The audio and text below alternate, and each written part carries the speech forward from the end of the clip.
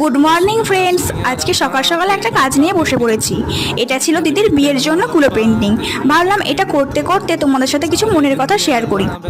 জানো তো, আমাকে প্রায় শুনতে হয় আমি নাকি খুব অহংকারী, যেটা আমার মধ্যে বিন্দু মাত্র নেই। আসলে অহংকার আত্মসম্মানের মধ্যে যে সূক্ষ্ম ফারাকটা আছে না, সেটা অনেকেই বোঝে না। একটা মেয়ে হয়ে যখন নিজের পায়ে দাঁড়িয়ে স্বনির্ভর হতে চায়, যখন নিজের সে আত্মসম্মান নিয়ে এগিয়ে যেতে চায়, তখন তাকে অহংকারী তকমাটা লাগিয়ে দেওয়া হয়। ঠিক একই রকমভাবে যখন একটা ছেলে নিজের পায়ে দাঁড়ায়, আত্মসম্মান নিয়ে এগিয়ে যেতে চায়, তখন তাকে বীর পুরুষ বলা হয়। আমি জানি না সমাজকে আমি পাল্টাতে আদৌ পারবো কি না, হয়তো পারবো না। তবে এই কথাগুলো আমি সকলকে বলিনি, প্লিজ খারাপ মনে করো না ব্যাপারটা কি। আমার মনে হলো তাই কথাগুলো তোমাদেরকে শেয়ার করলাম। এসব মেয়েদের এই ধরনের কথা শুনতে হয় তাদের নিজের পায়ে দাঁড়ানোর জন্য, তাদেরকে বলবো তোমাদের যদি এই জন্য অহংকার শুনতে হয়, তাহলে আমার মনে হয় সেটা বেশি আনন্দের। দেখো, কথা বলতে বলতে আমার কাজটাও হয়ে গেছে। কেমন হয়েছে অবশ্যই কিন্তু কমেন্টে জানিও। আজকের মতো এখানেই, দেখা হচ্ছে নেক্সট ভিডিওতে। বা